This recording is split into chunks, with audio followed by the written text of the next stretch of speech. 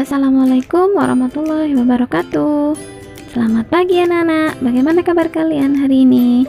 Semoga kalian selalu dalam keadaan sehat, semangat belajar, dan tetap ikuti protokol kesehatan.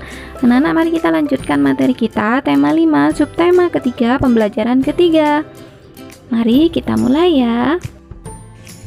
Nah anak-anak, apakah kamu pernah berkunjung ke tempat wirausaha yang menjual mainan? Apakah kamu pernah membeli mainan yang menggunakan magnet? Nah, kalau berkunjung tiap anak tidak sama ya, kadang ada yang sudah, kadang yang tidak. Kemudian untuk pernah membeli mainan yang menggunakan magnet, kalian pasti pernah juga ya membelinya. Nah, wah, saya pernah membeli beberapa mainan, kata Edo, yang menggunakan magnet. Tahukah kamu bahwa kita juga bisa membuat magnet? Nah, bagaimana ya caranya? Anak-anak, pada pembelajaran sebelumnya, apakah kamu masih ingat tentang sifat-sifat dan medan magnet? Iya. Nah, sekarang kamu akan melakukan percobaan tentang cara membuat magnet anak-anak. Kamu akan dibagi atas beberapa kelompok. Nah, kelompok A akan melakukan percobaan 1, kelompok B akan melakukan percobaan 2, kelompok C akan melakukan percobaan 3. Nah, kita baca dan ikuti langkah-langkah berikut ini dengan teliti ya. Nih, kita perhatikan anak-anak. Ini adalah percobaan membuat magnet. Percobaan 1. Nah, ini untuk kelompok A ya. Tujuan percobaan yaitu membuat magnet dengan cara digosokkan. Kemudian alat dan bahannya, nah, yang pertama adalah magnet, kedua paku ukuran besar atau buah, 3 paku ukuran kecil 15 buah. Nah, untuk langkah-langkahnya anak-anak, yang pertama, gosokkan paku besar satu arah pada magnet sebanyak 5 kali. Kedua, dekatkan paku besar tersebut pada paku-paku kecil. Ketiga, catatlah pada tabel jumlah paku kecil yang menempel. Keempat, gosokkan kembali paku besar satu arah pada magnet sebanyak 15 kali. Dekatkan paku besar tersebut pada paku-paku kecil. Catatlah pada tabel jumlah paku kecil yang menempel. Kemudian ketujuh, gosokkan kembali paku besar satu arah pada magnet sebanyak 30 kali. Kemudian nomor 8, catatlah pada tabel jumlah paku kecil yang menempel. Nah, anak-anak, dalam percobaan tersebut nanti kalian tulis hasil percobaannya pada tabel berikut. Nah, di sini adalah laporan percobaannya anak-anak. Untuk yang tabel percobaan buat magnet, ini sesuai dengan jumlah gosokan ya. 5 kali gosokan berapa paku yang menempel, 15 kali gosokan berapa paku yang menempel, 30 kali gosokan berapa paku yang menempel. Kalian isi dalam tabel tersebut anak-anak. Kemudian setelah mengisi tabel tentang membuat magnet tadi, kalian buat laporan percobaannya. Nah, di sini sudah ada pada halaman 147. Laporan percobaan membuat magnet dengan cara digosokkan. Tujuan percobaan bisa kalian lihat pada halaman 146 tadi, kita pindah. Alat dan bahan juga, langkah-langkahnya juga sudah ada. Nah, untuk hasil percobaan nanti kalian isikan anak-anak. Apa hasil percobaannya? Nah, tadi kan ada 5 kali gosokan, ada 15 kali gosokan, serta 30 kali gosokan. Kalian tulis hasil percobaannya di situ. Kemudian kesimpulannya, apa kesimpulan dari percobaan yang kita lakukan berdasarkan gosokan tadi? Karena 3 kali gosokan itu berbeda jumlahnya kan. Nah, kalian tulis kesimpulannya pada halaman 147 anak-anak. Percobaan pertama. Sekarang untuk kelompok B, percobaan kedua, yaitu membuat magnet dengan cara induksi. Nah, tujuan percobaannya tadi itu ya, membuat magnet dengan cara induksi. Alat dan bahannya sama ya, yang pertama adalah magnet, kedua penggaris, ketiga paku besar, keempat paku kecil.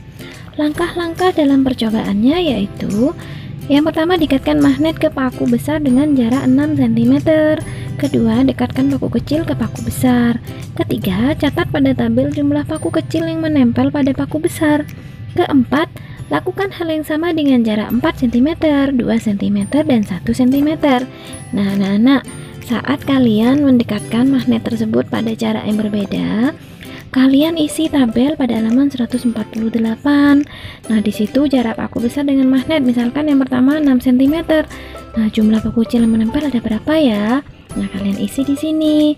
Pada saat ditempelkan, didekatkan pada jarak 4 cm, berapa jumlah paku kecil yang menempel, seterusnya sampai pada jarak 1 cm. Nah, kemudian setelah selesai mendekatkan dan mencobanya, kalian tulis laporannya pada halaman 149 anak-anak. Di sini adalah laporan percobaan membuat magnet dengan cara induksi. Nah, induksi itu adalah cara mendekatkan sebuah benda logam dengan magnet. Nah, kemudian tujuan percobaannya sama. Kita tinggal memindah dari halaman 148 anak-anak. Alat dan bahannya tadi itu sudah, kemudian langkah-langkahnya juga ada. Nah, hasil percobaannya seperti ini. Ini ya, karena tiap jarak paku besar dengan magnet berbeda, berarti paku kecil yang menempel juga berbeda. Hasil kesimpulannya juga seperti ini anak-anak. Semakin dekat magnet, nah bagaimana hasilnya? Kemudian semakin jauh magnet yang didekatkan, bagaimana hasilnya pula? Nah, kemudian untuk percobaan yang ketiga untuk kelompok C, yaitu tujuannya adalah membuat magnet dengan cara mengalirkan arus listrik. Nah, seperti apa ya? Nah, alat dan bahannya yang pertama adalah kita memerlukan baterai. Yang kedua yaitu kawat 15 cm. Yang ketiga paku besar. Yang keempat paku kecil. Nah, langkah-langkah percobaannya. Yang pertama, lilitkan kawat pada paku besar sebanyak 5 kali. Kemudian kedua, tempelkan salah satu ujung kawat ke kutub positif dan ujung yang lainnya ke kutub negatif dari baterai. Yang ketiga, dekatkan paku besar pada paku kecil. Keempat, catat pada tabel apa yang terjadi. Kelima, lakukan hal yang sama dengan mengubah lilitan menjadi 10 kali dan 20 kali. Nah, saat kalian melakukan perbedaan lilitan pada paku yang dialirkan aliran listriknya melalui baterai, nah kalian isi pada tabel halaman 150 anak-anak. Jarak lilitan, misalkan yang pertama adalah 5 lilitan. Nah, kemudian setelah selesai dialirkan arus listriknya pada paku tadi menggunakan baterai, jumlah paku yang menempel berapa ya? Nah, kemudian jika lilitannya kita tambah menjadi 10 lilitan, jumlah paku yang menempel ada berapa ya? Selanjutnya 20 lilitan, jumlah paku kecil yang menempel juga berapa? Kalian isi pada tabel. Selanjutnya kemudian kalian buat laporan juga. Nah, itu laporan percobaan membuat magnet dengan cara mengalirkan arus listrik. Sama dengan percobaan 1 dan 2. Tujuannya ada di halaman 150, alat dan bahan juga, langkah-langkah percobaannya juga ya. Kemudian hasil percobaannya seperti ini anak-anak. Nah, hasil percobaannya tadi itu ya, 5 lilitan berapa paku yang menempel, 10 lilitan berapa paku yang menempel, kemudian 20 lilitan berapa paku yang menempel. Kesimpulannya, nah anak-anak, semakin kecil lilitan atau semakin sedikit jumlah lilitan, apa yang akan terjadi? Pakunya seperti apa? Apakah makin banyak atau semakin sedikit yang menempel? Kemudian jika semakin banyak lilitan, kita tambah lilitan, apakah paku kecil yang menempel semakin bertambah atau tidak ya? Nah, hasil kesimpulannya ditulis juga ya. Nah, kemudian anak-anak, tahukah kamu bahwa toko mainan yang ada di sekitar rumahmu punya banyak pelanggan loh? Toko tersebut sering mengirim pesanan ke berbagai wilayah dengan menggunakan jasa kurir. Nah, sebelum mengirim barang, toko tersebut harus mengisi formulir pengiriman barang. Ayo kita praktikkan cara mengisi formulir pengiriman barang yang telah kita pelajari sebelumnya. Nah, kita kemarin sudah pernah belajar mengisi tentang pengiriman barang dalam negeri kan?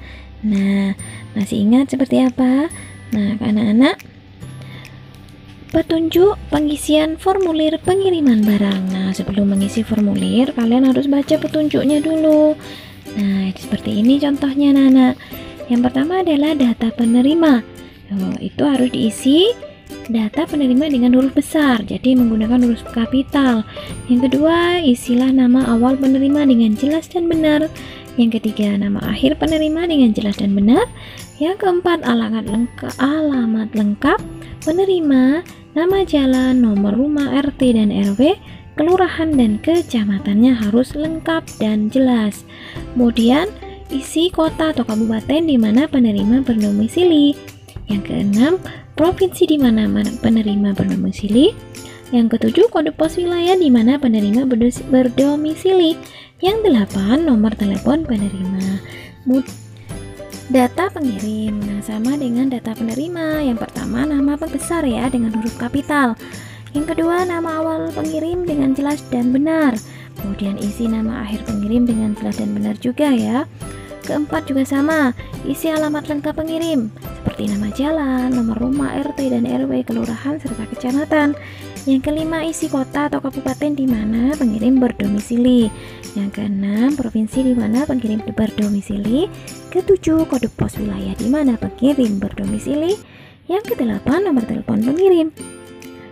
Selanjutnya, data lain yang harus diisi adalah yang pertama, tulis tempat dan tanggal pengiriman pada kolom bagian kiri bawah. Kemudian yang kedua, tulis tanda tangan dan nama jelas pada kolom bagian kiri bawah. Yang ketiga, kolom yang berada di bagian kanan bawah untuk tanda tangan petugas. Nah, seperti format yang kemarin, itu kan bagian bawah ada nama atau tanda tangan pengirim dan petugas yang mengirim atau kurir. Nah, anak-anak, demikian cara mengisi formulir pendaftaran atau formulir pengiriman barang. Nah, seperti itu, nama pengirim dan nama penerima, alamat, serta identitas-identitas yang perlu ditulis dalam pengiriman barang agar barang yang dikirimkan oleh kurir tidak nyasar atau tidak kebingungan saat kurir mencari alamat kalian. Nah, seperti itu anak-anak. Terima kasih atas pembelajaran hari ini. Cukup sampai di sini ya. Semoga ilmu yang kita pelajari bermanfaat. Sampai jumpa pada pembelajaran 4 anak-anak. Wassalamualaikum warahmatullahi wabarakatuh.